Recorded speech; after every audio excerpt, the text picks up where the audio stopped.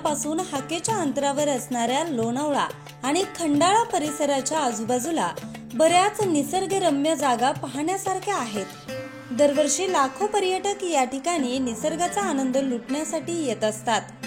Monsoon संपला की दरवर्षी जशी ही फुलं फुलतात, अगदी त्याचप्रमाणे यावर्षी देखील लोणावळा परिसर विविध रंगीबेरंगी फुलांनी सजला आहे।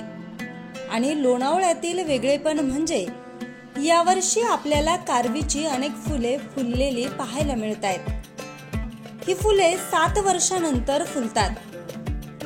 या कारवी फुलांचा महोत्सव पाहण्यासाठी पर्यटकांनी या ठिकाणी गर्दी केलेली आपल्याला पाहायला मिळते।